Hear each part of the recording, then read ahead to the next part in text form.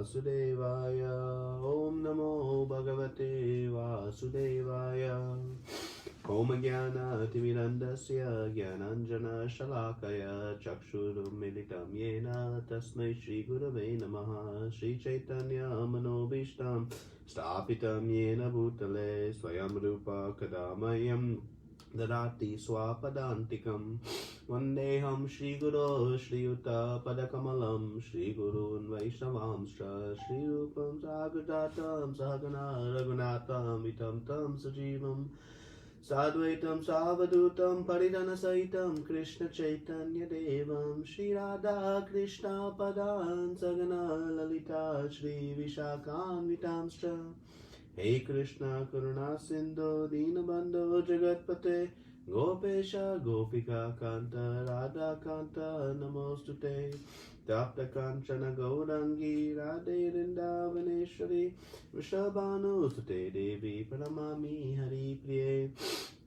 Vanchakalpa Tudubhyascha Kripa Sindhubhya Vacha Patitanam Pavanebhyo Vaishnavebhyo Namo Namaha Namo Vishnu Padaya Krishna Prasthaya Bhutale Srimate Bhakti Vedanta Swami Niti Namine Namaste Saraswate Deve Gauravani Pracharine Nirvishesha Shunyavadi Paschata Deshatarine Jai Shri Krishna Chaitanya Prabhu Nityananda Shri Advaita Gadadara Srivasadi Gauda Bhaktavinda Hare Krishna Krishna Krishna Hare Hare Hare Rama Rama Rama Hare Hare.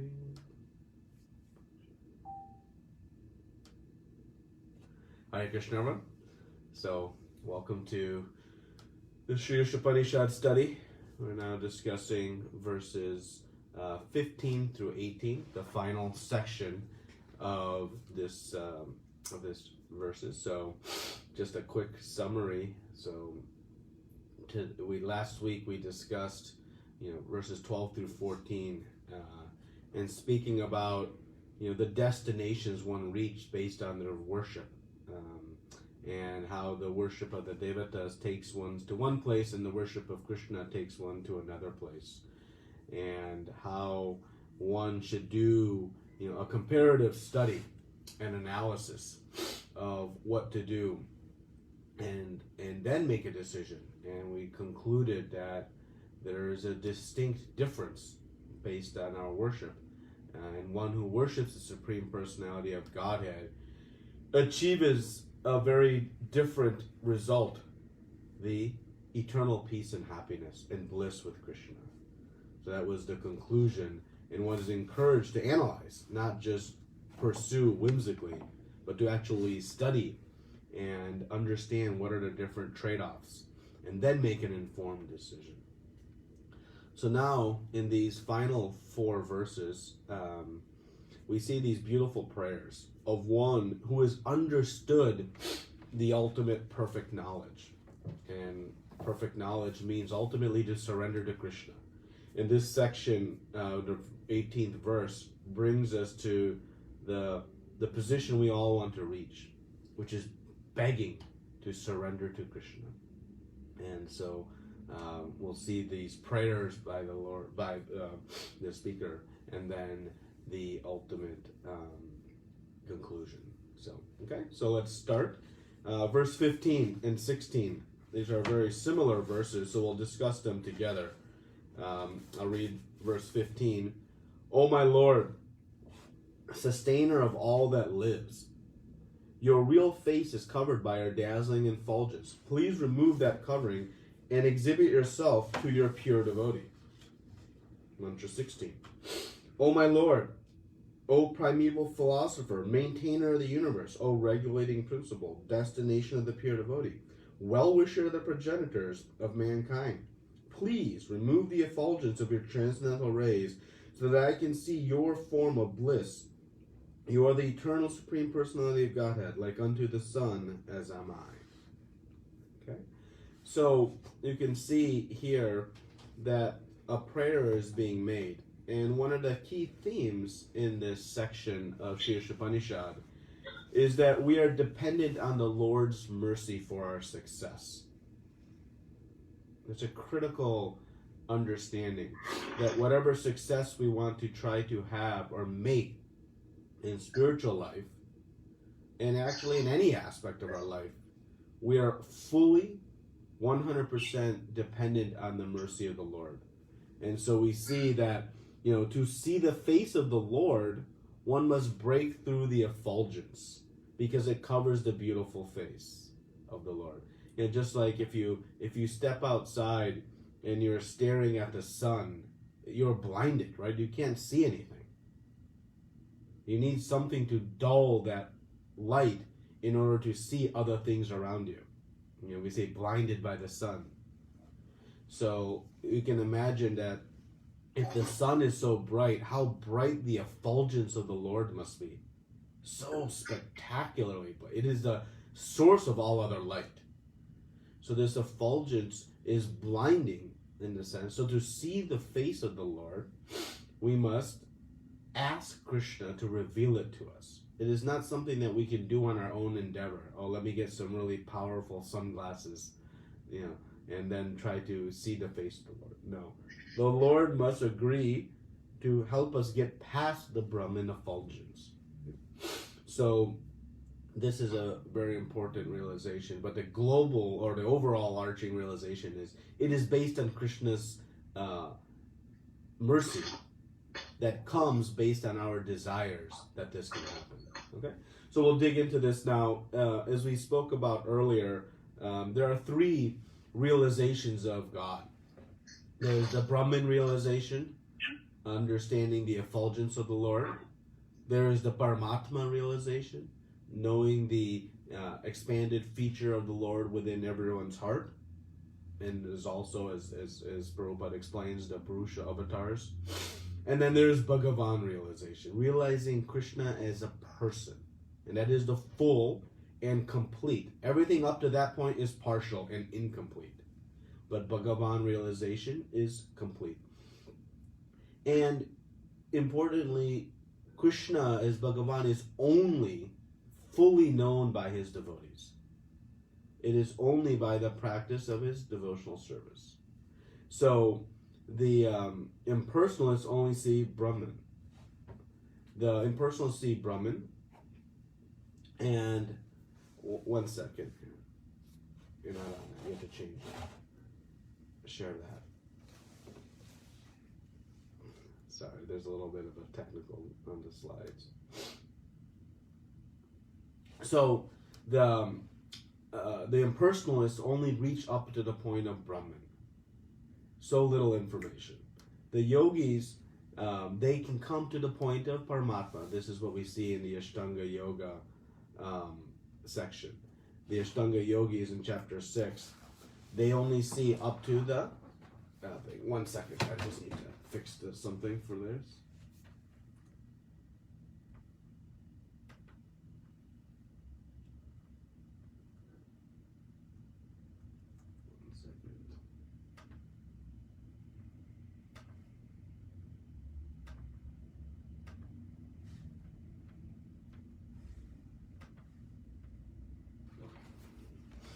Okay, technical issues. Sorry, everyone. So the again, the Ashtanga yogis, they come to the point of Paramatma realization. We see that in Bhagavad Gita in chapter 6, but it is only the devotees who can come to understand Krishna. So how to come to devotional service? It is by the mercy of Krishna and Guru. One can know Krishna by the mercy of Guru, and one can know Guru by the mercy of Krishna. And we've discussed this, and we see this repeatedly.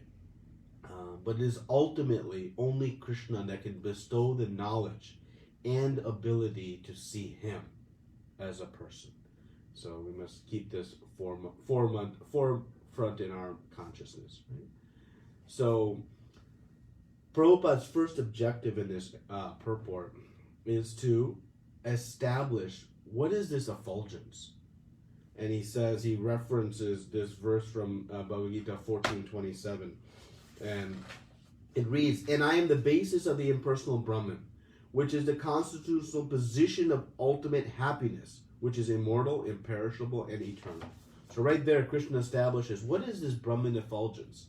It is but in emanation from the form of Krishna. Right? In 7.7, Krishna says, "There is no truth superior to me."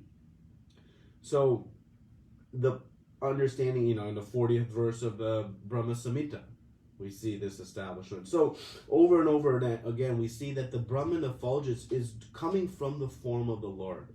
And this immediately, defeats all impersonalist philosophy, which suggests that there is only impersonal.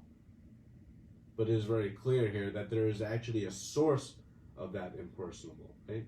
Just like when you see the sun shine, the sunshine is emanating from the sun globe. Okay? And you cannot separate the sunshine from the sun globe.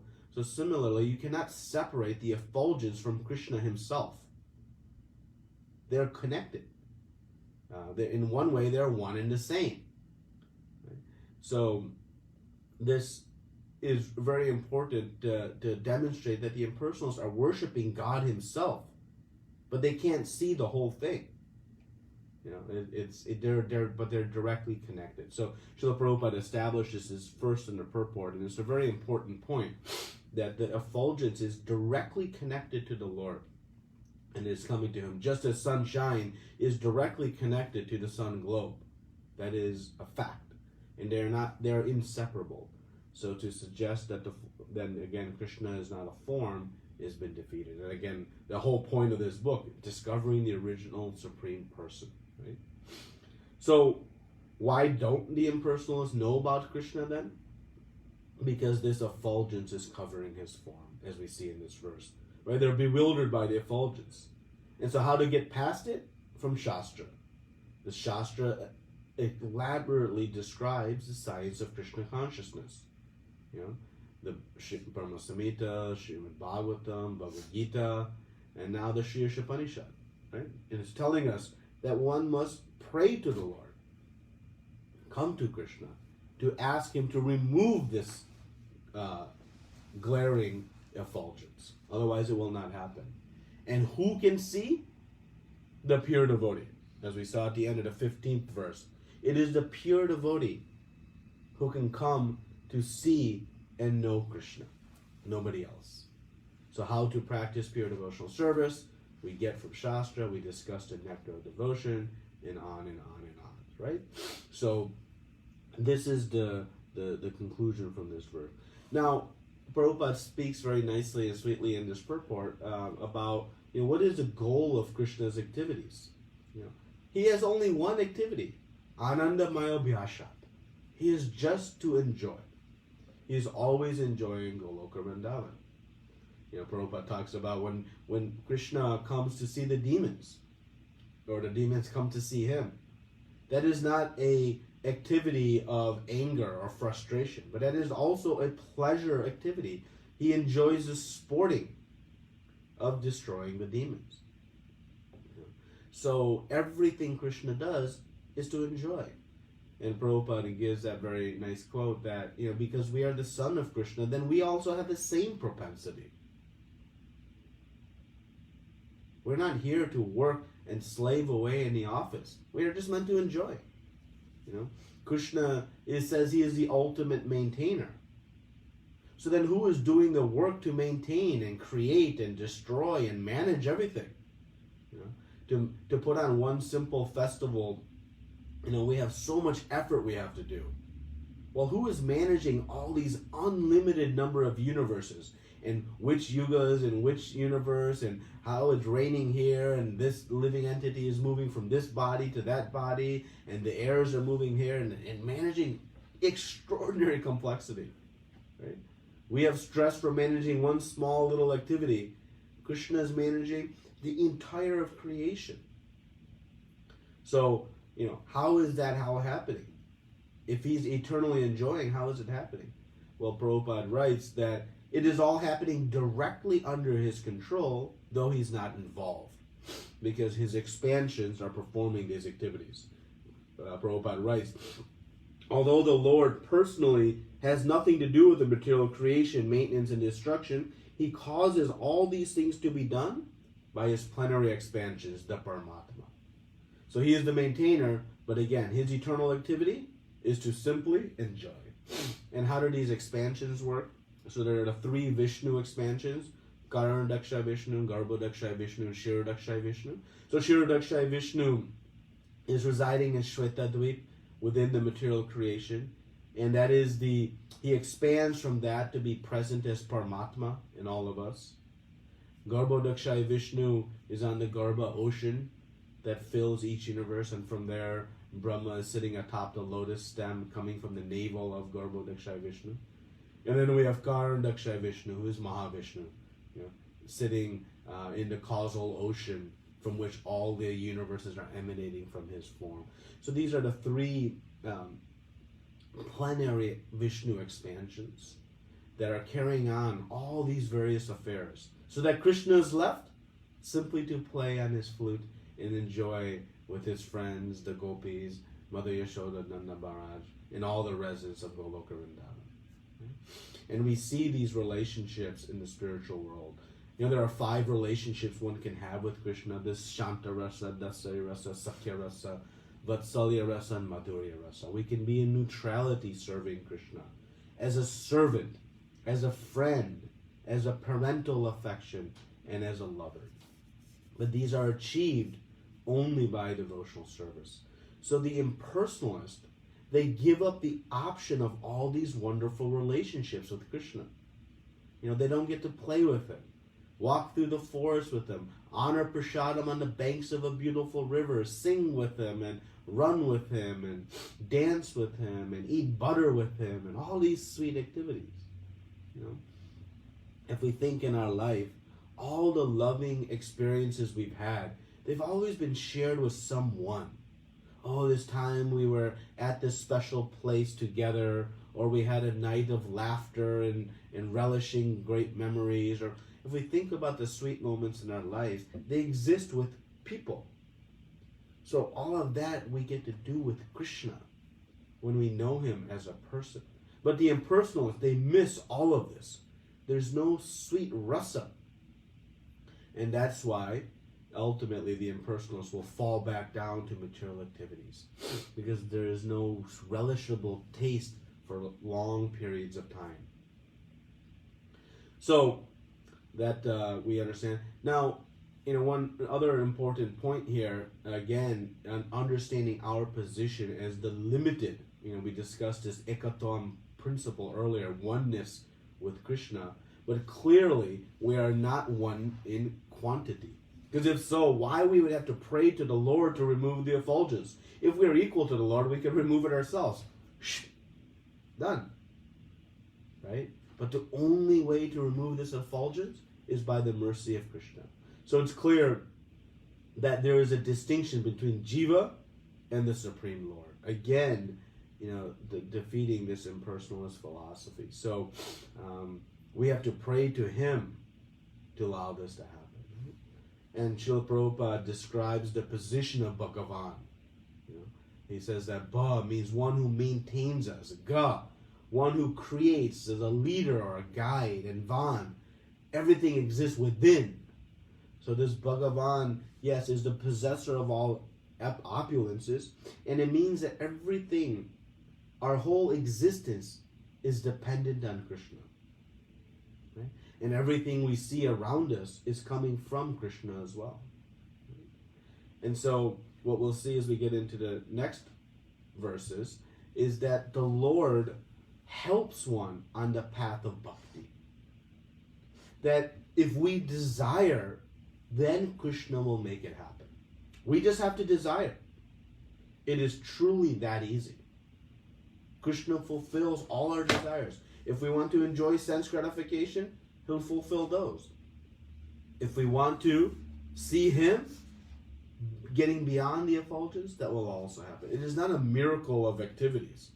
It is simply what is our desire, right? So I wanted to read one section from the purport here. It's a little bit of a long paragraph, but we'll read it. The Lord fully maintains his unalloyed devotees, and he guides them progressively on the path towards devotional perfection. Right? So the Lord fully maintains Prabhupada is saying, yeah. As a leader of his devotee, he ultimately awards the desired result of devotional service by giving himself to them. The devotees of the Lord see the Lord eye to eye by his causeless mercy, and thus the Lord helps his devotee reach the supermost spiritual planet, Goloka Vrindavan. Being the creator, he can bestow all necessary qualifications to see him.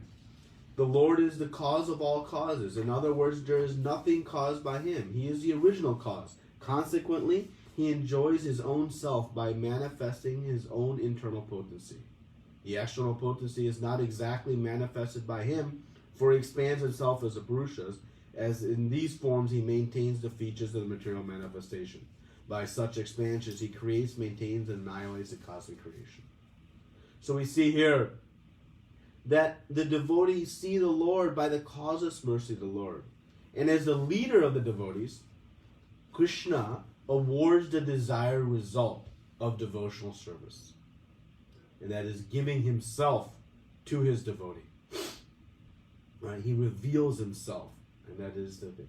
So this effulgence is, again, connected directly to the form of the Lord. And the devotee is praying to see beyond the effulgence and see the face of the Lord, because that is the ultimate realization of Krishna. It is the sweetest realization of Krishna, and it is awarded by the mercy of Krishna based on our desire. No spectacular miracle, no giant spaceship is needed, no wonderful sunglasses. It is by this intense desire that it'll happen. So now we'll discuss verse 17. Mantra 17. We see the prayers continuing. Let this temporary body be burned to ashes, and let the air of life be merged with the totality of air. Now, O my Lord, please remember all my sacrifices, and because you are the ultimate beneficiary, please remember all that I have done for you. So mantra 17 is a prayer of the devotee at the time of death. And he's praying, don't forget my service. But you can note very clearly, let this body be burned to ashes. There's no prayer of, oh, let me live a few more minutes so I can enjoy my sense gratification. There's no desire to, preserve the body. This is the mood of a devotee. Is not bewildered by the body. Knows it is simply a temporary dress. Actually, the soul wants to get rid of this body. This body is an embarrassment. Why? Because the body is evidence of our envy. As soon as we are free of our envy, one loses its material gross body and resumes its spiritual body. Now, be very careful here. Just shedding the body isn't going to shed the envy. The envy is shed by devotional service. So as one perfects devotional service, one becomes free. So the spiritualist understands this body is an embarrassment. It is simply a sign of some presence of my envy. And once we are fully free of all of our envy, then we will pack up our bags, close up shop, and return back home where we started. So Prabhupada talks about in the purport to 17 why there are so many different types of bodies. Well, Krishna has arranged that a particular body is fashioned to satisfy a particular desire of the living entity. So based on our varieties of desires for sense gratification, there is a specific body that allows us to experience and enjoy that desire. We want to eat flesh, we get the body of a lion. You want to eat stool, you get the body of a pig. And like this, there's something. You want to be naked, you get the body of a tree. So 8.4 million species of life, that gives us some indication to how many varieties of sense desires there are. No shortage, right? And each body has a particular, limitation. We'll see this in Bhagavad Gita. But it limits the ability of us to enjoy. If I have a pig body, I can't enjoy an iPhone or pizza. I can enjoy stool and garbage. Right? If I'm in a human body, I can enjoy that. So the type of body I have it gives me the opportunity to enjoy various things. If I'm in a human body, I can enjoy, driving in a fast sports car. But driving, a pig or a dog in a fast sports car, not going to be so enjoyable. Right? So the form of the body is a governor to our enjoyment. Right? So the highest developed form of life is the human form. And the highest developed form of the human is when it's in full sense of spiritual knowledge. If we're in a human form but living an animal-like life, we have not achieved the highest form of life. So this highest spiritual sense is very key. So what is the highest spiritual sense? Prabhupada says, as described in the mantra, one should give up the material body, which will be turned to ashes, and allow the air of life to merge into the eternal reservoir of air, and the soul returns home. So this is the highest knowledge. When the human knows that this body is just a material covering, and that the true position of the soul is to engage in loving service of the Lord and enjoy eternally with the Lord. So that is the highest spiritual sense, when one understands this. But what keeps us in these bodies? Our desire to lord it over material nature and enjoy our senses. So we must become free of that in order to experience the real highest form of spiritual knowledge. Right? So Prabhupada makes another important comment here. Sometimes, it's a little bit subtle, but I wanted to flag it. That the living entity, the jiva, the soul, is not formless. Actually, the soul has a form, and it is that gives form to this body. This material body is actually formless. As soon as the soul leaves the body, it loses its form, its shape. Right? So actually, the spirit soul has a shape, a form, and that will be regained when one returns back to the spiritual world. Right? So the actual spirit soul itself is not formless. It is not just a spark of energy. It is actually a shape, a form. Right? So now we'll talk a little bit about perfecting our knowledge. In mantra 17, when is our knowledge perfect? Our knowledge is perfect when we know to surrender to Krishna. Knowing that we are spirit soul is not enough. The impersonalists know of this, spirit and matter. The jnanis know this, spirit and matter. But the key is coming to know the distinction between spirit and matter, and then what is my constitutional position as spirit. Then the knowledge is complete. Merging into Brahman, the effulgence, is not complete. We see what is complete here. Begging to get beyond the effulgence and return home to the spiritual world. So Prabhupada writes in this mantra, I just wanted to read one quote here. The culture of the knowledge reaches perfection only when the knower comes to the point of surrendering unto the Supreme Lord Vasudeva. Otherwise, even after attaining knowledge of one's spiritual identity, if one does not come to the point of knowing that the living entities are eternal part and parcels of the whole and can never become the whole, one has to fall down again into material atmosphere. Indeed, one must fall down, even if one has come to the Brahma Jyotir. So the Brahma Jyotir is not an eternal destination unless one comes to the point of surrendering to Krishna as his servant. So this is a critical point here. So now we get to the understanding, a question. Do we need to remember the Lord to remember our past activities? Prabhupada says that we don't have, Krishna always remembers, right? It's actually a sign of humility by saying that I'm going to forget, but Krishna, please, you don't forget.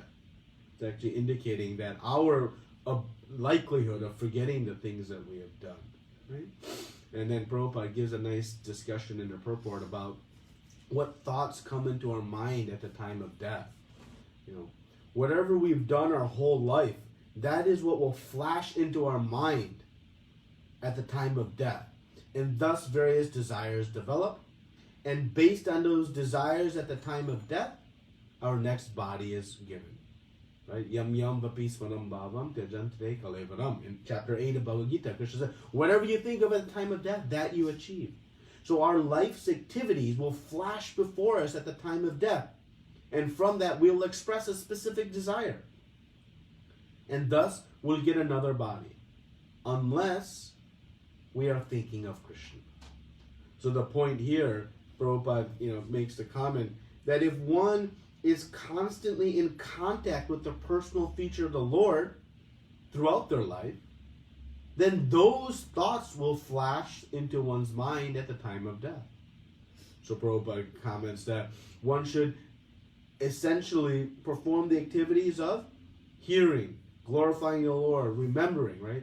The Shravanam, Kirtanam, Vishnu Smaranam, Marchanam, Dasyam, Vadanam, Atman Nivedanam, right? The 9 processes of devotional service. I think I got 7 of them in that. But the 9 processes of devotional service are recommended as the process to constantly be in contact with the personal feature of the Lord, so that whenever we are to depart this body, all those thoughts will flash into our mind, and that desire will be fulfilled. Right? Just think of Krishna at the time of death, and when we achieve him, of this there is no doubt. Right? So this is the presentation, and I wanted to read the quote that Srila Prabhupada gives, from Srila Bhaktivinoda Thakur, on his comments on this verse. So he says, Srila Bhaktivinoda Thakur explains these verses in this way. One should regard a devotee of Krishna to be on the right path of saints, even though such a devotee may seem to be a Sudarchara, a person of loose character. One should try to understand the real purport of the word Sudurachara. A conditioned soul has to act for double functions, namely for the maintenance of the body and again for self-realization. Social status, mental development, cleanliness, austerity, nourishment, and the struggle for existence are all for the maintenance of the body. The self-realization part of one's activities is executed in one's occupation as a devotee of the Lord, and one performs actions in that connection also.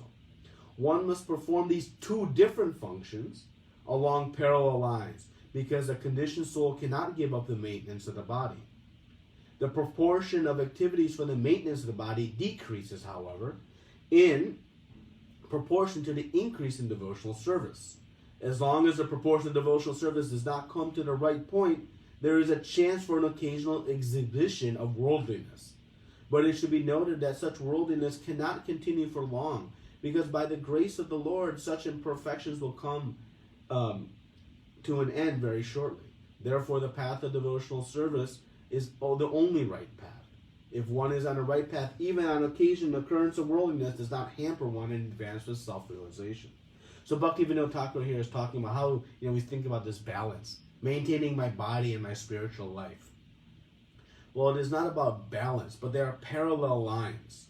They must be done together, and that is the important understanding, right? So the Sri Isopanisad is constantly guiding us here to know Krishna as the Supreme Lord, and to surrender unto him, and to render service. This is real knowledge, as we talked about, knowledge and avidya. Okay. So now the final mantra, 18. O my Lord, powerful as fire, omnipotent one, now I offer you all obeisances and fall on the ground at your feet. O my Lord, please lead me on the right path to reach you. And since you know all that I have done in the past, please free me from the reactions to my past sins, so there will be no hindrance to my progress. This is the final conclusion. Just as Krishna says at the Bhagavad Gita, surrender unto me. We see in Isopanisad, I fall on the ground at your feet. So this is the goal of everything, to come to the point of surrendering. This is the perfection of knowledge. Knowing I am a spirit soul, as we said, is not sufficient. It must bring us to the point of surrender. And what happens when we surrender? This is the sweetest of all things. What happens when we surrender? Krishna takes control of us. He uplifts us. We raise our hands and he lifts us just as a child sitting on the ground. When a child raises his hands, mother comes and picks up the child. Like that, when we surrender to the Lord, Krishna, out of his unlimited love, picks us up, guides us on the path of perfection. Prabhupada says, even our mistakes are overcome. He forgives them. To err is human. Right? So freeing from our sins, the tremendous baggage we are carrying. Krishna says, Aham tvam sarva papebhyo. I'll take care of all of your sins, so that you may walk unencumbered on the path of self-realization. Krishna rectifies the mistakes within our heart, right? So that one has the intelligence to pray to Krishna. If I don't have the intelligence, I'm not feeling the need or the desire. One prays to Krishna, give me the desire, please. Free me from all of these other thoughts in my heart. So when one surrenders to Krishna, Krishna takes personal care of us. He says in Bhagavad Gita, I am the swift deliverer of my devotee. Right? I am the preserver of what they have and the provider of what they lack. So sometimes we worry about so many things. How is this going to happen? How am I going to become this? How? Just surrender to Krishna. He takes care of everything. Right? He takes care of all of our impurities, all of our misgivings. He takes care of our family, our society, everything. Right? So is it easy to surrender to Krishna? Well, actually it is. If we truly know our position, that we are fully dependent on him, helpless on our own. Is it difficult for the child to surrender to mother? Mother, carry me from here to there. Mother, feed me. Mother, we can't even speak. A baby. Just, that is our actual position. We're helpless without Krishna. So when we understand that, then this surrender becomes very easy. Right? And what is the meaning of surrender? The meaning of surrender, in essence, Bhaktivinoda Thakur has given the 6 parts, understanding of Sharanagati, of surrender. The favorable and unfavorable things, accepting and rejecting those. Knowing Krishna is our full maintainer. Everything we have comes from Krishna. He is also our protector. Right? But ultimately, it requires, the final one is humility. To know, I can't do this on my own. Right? So this verse gives us something also very important. It speaks about the omnipotency of the Lord. Because Krishna knows exactly how to help us. We all need help in different ways. We are all struggling with different anarthas, uncontrolled urges. We fall to temptations, different things that we can't overcome. But Krishna can speak to each of us as individuals and eradicate those in our heart if we surrender to him. And he individually helps us. Like a teacher in a classroom. A teacher in a classroom gives general instruction, but doesn't know exactly how each student needs to be spoken to, how each student may be comprehending the information. But when Krishna speaks, he speaks to each of us as individuals, fully knowing what is in our hearts. Then we are guaranteed. We cannot be guaranteed success. Right? To feel it is not possible is not to have faith in Krishna's ability. Let me say that again. We talk about the high position of the pure devotee. To feel, that's not possible to me, it means we don't have faith in Krishna's ability and love for us to bestow that upon us. So, if we surrender to him, as we see in this final verse, then Krishna takes charge and gives us full protection and perfection on the path of Krishna consciousness. So this is the ultimate conclusion of where we're trying to come to. As we began this Sri Isopanisad with an understanding of Krishna being perfect and complete, everything emanating from him being perfect and complete, and the complete satisfaction is achieved only by connecting with the complete. And now we see surrender to Him, and everything is taken care of. Nothing to worry, just surrender. And let Krishna help us, because without it, we have no hope. We are fully dependent on Him. Okay?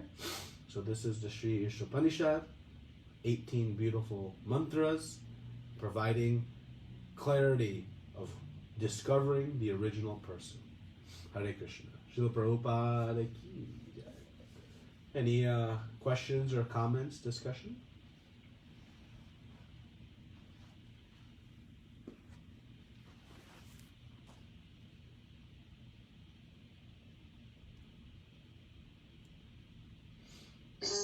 Hare Krishna Prabhuji Dhanupram, very nice, beautiful lecture, bringing us to the point of surrender.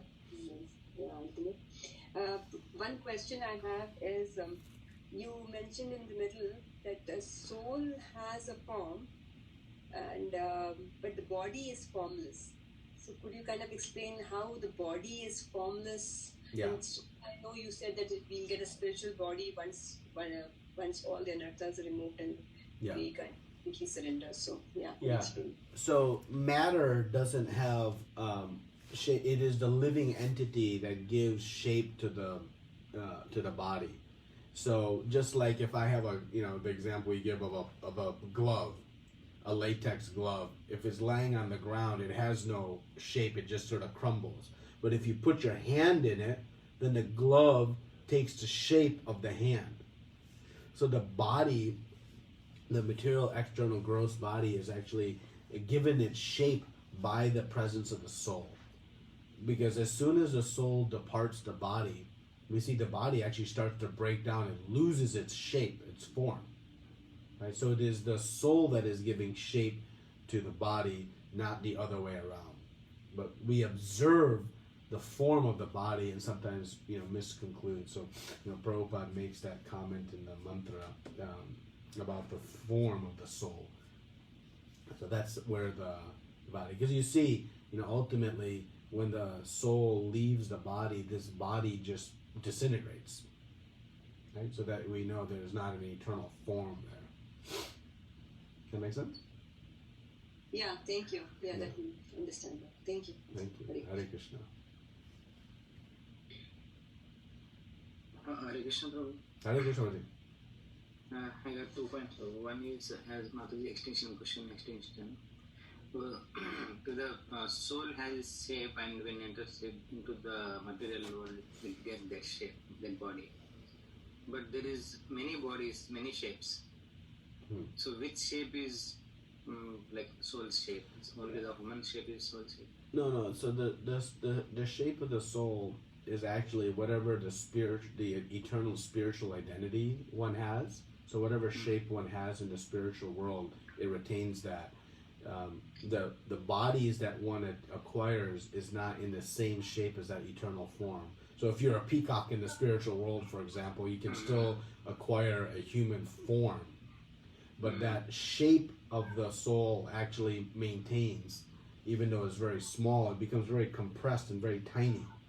But it maintains still that shape, that form. That's the... Okay. Yeah. That means in spiritual world also there is many different bodies. Oh yeah, so much variety. Unlimited variety. Okay. There are cows, there are trees, there are creepers, there are, so many. But they're all spiritual. They're not, there's no gradation of higher and lower life forms. Everything is on the absolute platform.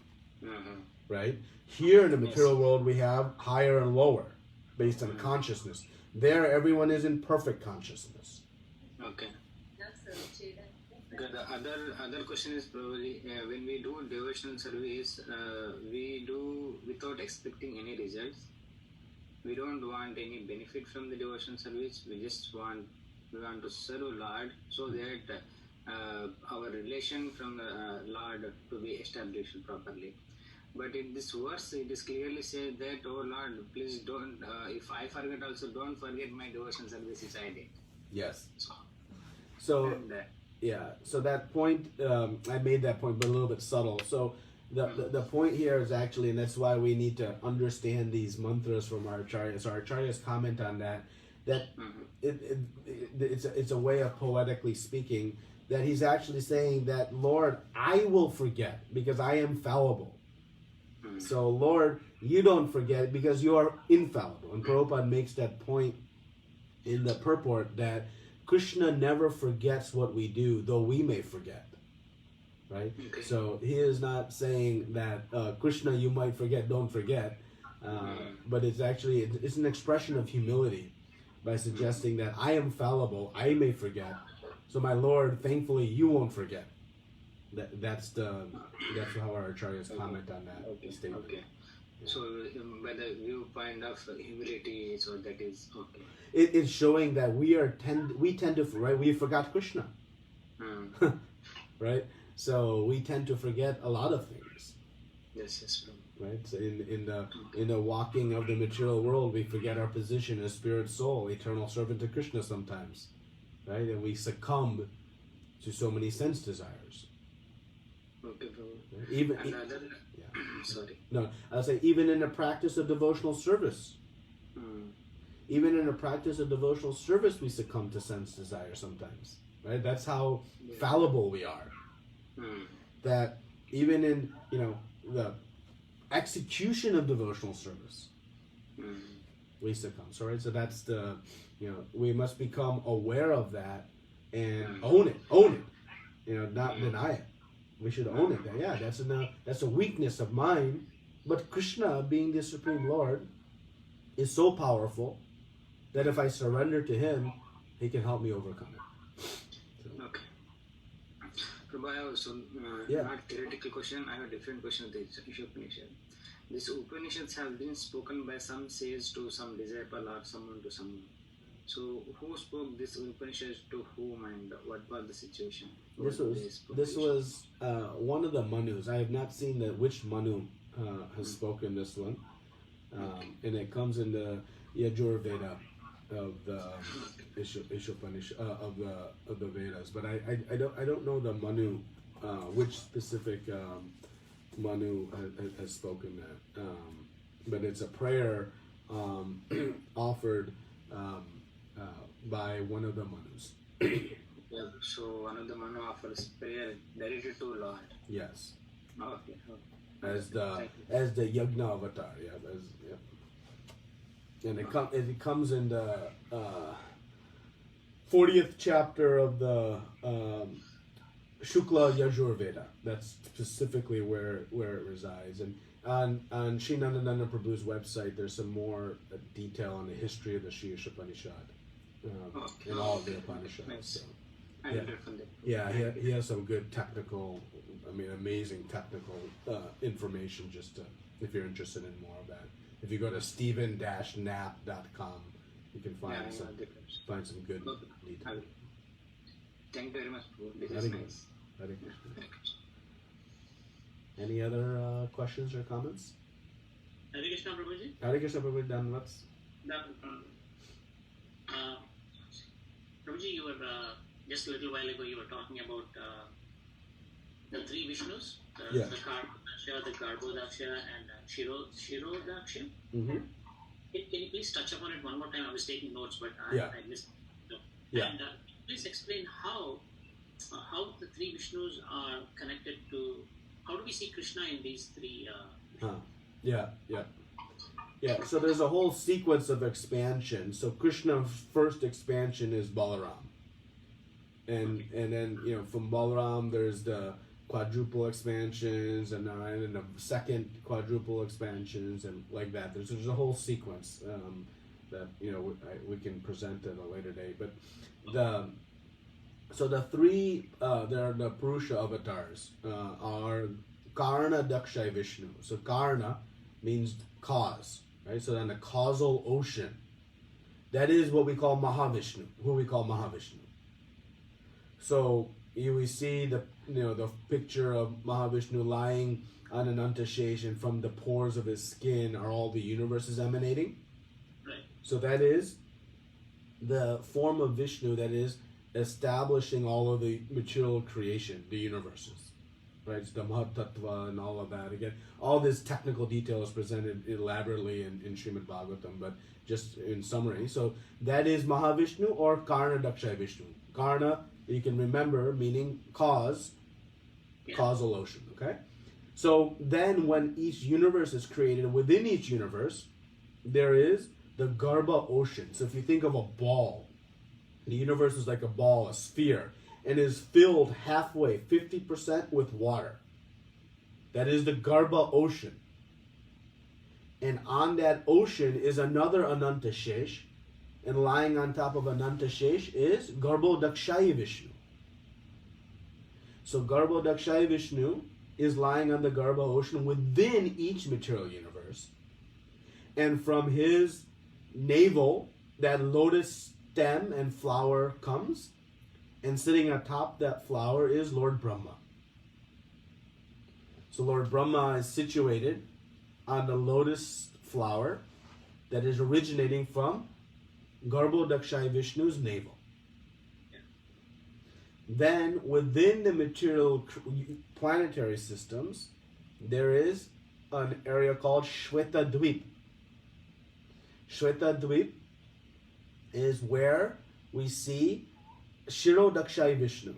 If we see in our pastimes the demigods going to the shore of an ocean and praying for Vishnu, right? And he comes in his Ananta Shesh to the banks to receive those prayers and have some. That is Shiro Dakshaya Vishnu.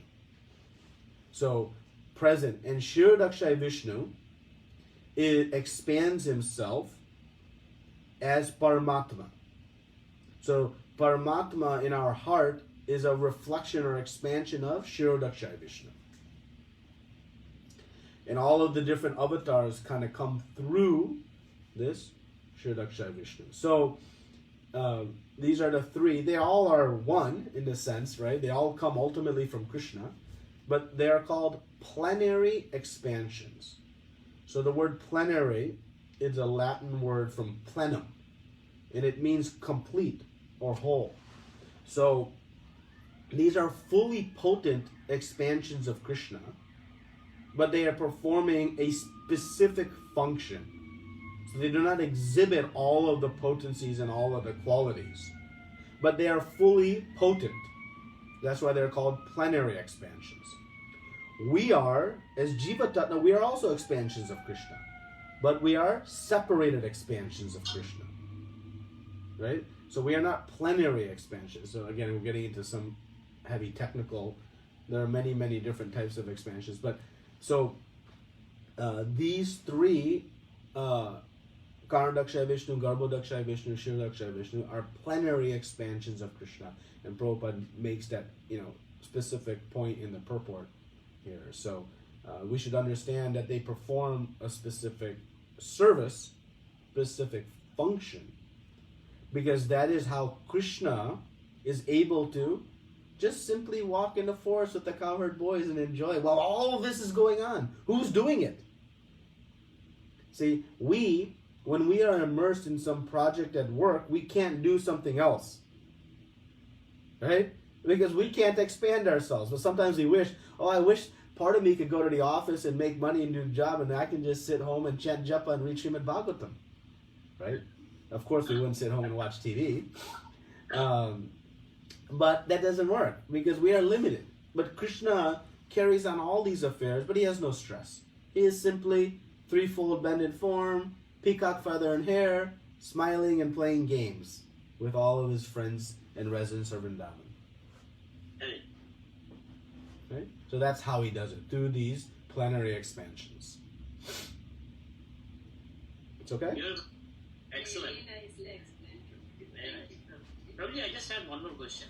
How do we explain to, is there a practical, I know you've been giving the example of sunlight and are there examples of explaining the Brahman, the Paramatma and the Bhagwan realization when we wanted to explain this idea to somebody, who's not in the path, we try to... Yeah. So, we always say that they are connected. It is not like Brahman, Paramatma, Bhagavan is not seeing three different things. Right. It is seeing the same thing in progressive stages of complete realization. So, Brahman, and we use the example of, if you're in the distant and you're observing some city and you see the faint skyline, you have some realization of the city by just seeing the skyline. But it's some. And as you go closer to that city, now you have a little bit more understanding. You can hear some sounds. You can see some people. Now, as you go into the city, you have a complete realization of that city by experiencing the sounds and sights and tastes and people. All along the way, you were seeing the same thing, the city. But you had progressive stages of realization. So like that, at Brahman, you're realizing one feature of the Lord, the Sat feature, the eternal feature of the Lord. As you progress to Paramatma realization, you're seeing the Sat and Chit feature of the Lord, the knowledge potency. And as you progress further into Bhagavan realization, you see the full and complete. So you're not seeing three different things, right? The same city or the same, you're seeing Brahman, Paramatma, Bhagavan. So when we speak to somebody and they are attracted to the Brahman effulgence, we glorify, oh great, you're attracted to glorify, to the, but wait till you see the Paramatma feature. And oh boy, wait till you experience the Bhagavan feature. It's even more sweet. It's even more fulfilling, more complete. So whatever you're appreciating now will only increase as you experience more. Just like, I'll give another example. You see a nice rasgulla across the table. And you see, oh, nice rasgullas there. But is that what you want to experience? You don't want to just see it. So you go a little bit closer. And now you smell the rasgulla. Ooh, smells nice. Are you done? You satisfied? You've seen it? No. Now you want to taste it. That's the complete experience of the rasgulla. Seeing it from afar was pleasurable, but not complete. Smelling it, coming closer, was a little bit more pleasurable, but still not complete. Once I taste it, that's complete. So seeing Krishna as Bhagavan, that's the complete experience. The Brahman effulgence is nice, but after some time just seeing the rasgulla, but not tasting it, he'll become frustrated. Right? So like that is another way you can use as an example. Hare Krishna, Babaji. Thank you so much. Hare Krishna. Thank you, Babaji. Nandavats. You can substitute rasgulla with gulab jamuns if you like. Thank you, Prabhu. Hare Krishna. Prabhuji, one question I have now is, again, I'm sorry, but again, No. a little bit on the Karuna Dakshai Vishnu, Shiro Dakshai Vishnu, and the Garbo Dakshai. So for our purpose of understanding, can we say that actually there is one Mahamash Vishnu, which is Karuna Dakshai, but then there's so many universals, so each of them will have Garbo Dakshai, so they are going to be infinite Garbo Dakshai, and Shiro Dakshai obviously infinite more. Yes. So can we say there's just one Mahavishnu then? Yes. There is one Karna Dakshai Vishnu who is lying on the edge of the spiritual realm in the causal ocean. Yes, that is that. And then within each universe, as you said, there's a Garbo Dakshai Vishnu. Correct. And one more thing is that which we're talking about, that the Brahman, so like can we say like the impersonalists are the ones who are looking at the Brahman feature, then the second one is the Paramatma will be by the Gyanis, right? Yes. The Gyanis, and even the what about the others, not the Karmis, Gyanis, the mystics also will be seen to some degree, if they're the mystic, again, doing, if when we study chapter 6 of Bhagavad Gita, we'll see the Ashtanga Yogi, right? And the ultimate conclusion is seeing Paramatma. They actually see Paramatma, right? So that's the yogi that specifically sees that. Some of the mystic yogis who are trying to acquire the mystic siddhis, are not necessarily, going to see Paramatma, because they are doing the yoga for the mystic siddhi acquisition, which is just some material, power. And what about Gautam Buddha? So he comes under the fact that he was, would we be considered an impersonalist, that he saw the Brahman feature, or would we say that he also saw the Paramatma feature? Yeah, the effulgence is purely impersonal. Right? It is the energy. So when we see the impersonal feature, that is the. But again, what is an impersonalist? An impersonalist is one who is attracted to and worships that feature. The devotee, the pure devotee, as we see here, is seeing the impersonal feature, the Brahman, right, the effulgence, and is asking for it to be removed. Remove the curtain of the effulgence so I may see you. So again, it's what you are worshipping and attracted to, and Krishna will explain this in more detail in Bhagavad Gita about the results of both impersonal and personal worship. But the impersonalist, when we speak of, they say they are worshipping and attracted to that feature of the Lord. Right? So just seeing it doesn't mean you may be an impersonalist. You may see all three features. The devotee understands the presence of all three features. Doesn't just see Krishna and denies the existence of the impersonal, then it is not eva vishishyate. Then Krishna is not complete, right? If you see Krishna as a form, but you deny his impersonal form, you're also then saying he's incomplete. Krishna has everything, both personal and impersonal. So.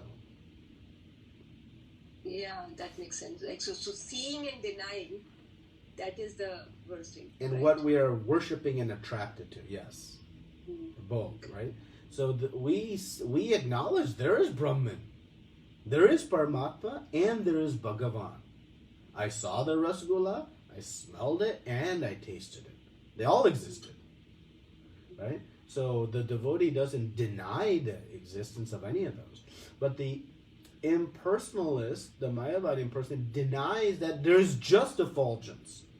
They don't see that it's where it's coming from.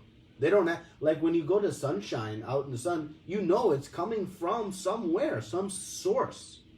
So what is the source of that effulgence? It is the body of Krishna. That's what he says in the 14th chapter of Bhagavad Gita. And then he says, which is the abode of eternal unlimited happiness. If you just read the Bhagavad Gita in one verse, you can clearly understand it. Wait a minute. The source of all happiness is not being God. It is getting to the source of the effulgence. Done. No more analysis needed. Go chant. Be happy.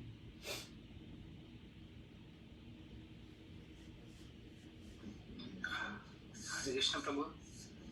Yes, ma'am. I have one more extension of the question actually.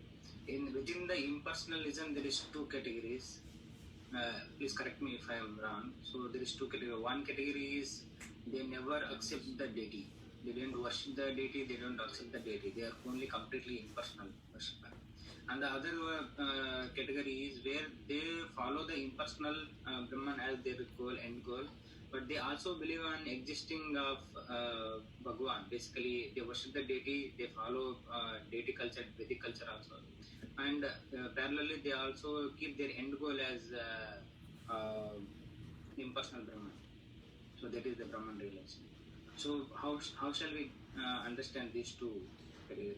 Yeah, so Prabhupada writes in purports, not here in Isopanisad but elsewhere, that the second form of impersonalist you refer to, which is the impersonalist who does not deny the existence of Krishna, but simply is attracted to and worshipping the impersonal form. He says that has the ability and potential to continue to progress forward in their realization of Krishna. So by continuing, one has the ability to progress. But in the impersonalist denying the existence of Krishna, that is an offensive position. So one is doomed to the darkest regions of hell. Yes. So as long as the offensive mentality is not there, one has the potential to continue to progress. So that's why we have to be careful when we speak about Mayavadi and personal solveness. We understand the specific aspect of the Mayavadi philosophy, which is they deny the existence of Krishna. Limited. Yeah, but someone may say, yes, Krishna is there, but I am attracted to the impersonal Brahman feature. That is a different consciousness. And Prabhupada says one may then, from that position, continue to progress. But from the position of denying, you're creating the greatest of offense. Yes. If I say you don't exist, what more offense I can make? That is, right? If I say you don't exist, what do you mean? I'm here. It's a Maya. Yeah. It's a Maya. So whenever Prabhupada quote about Maya or impersonalist, that means he is quoting with respect to the people who deny the existing of a personal form of Krishna. Correct. Whenever he speaks in a a way that is suggesting the dangers of that, yes. Yeah. Okay. So what happens is if we speak about like impersonalism in front of people who also believe on Krishna's form, it would be very offensive way of speaking with them, because they also follow Krishna as one of the form, and until for some extent, not complete extent like us what we do it, but they follow until some extent. Yeah, you just have to be. Now you're getting into sort of tricky areas because some of that consciousness is actually, sort of mixed and mungled, and it's not quite clear. And so that philosophy can be very dangerous too, because it's sort of impersonal philosophy kind of mixed in a way that makes it more socially palatable.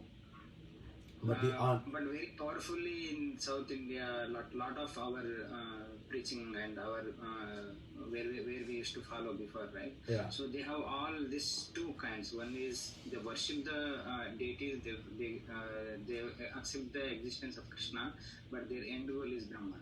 So this is the way most of devotees or the sadhu or whatever gurus we have. It's too many people like this one. Yeah.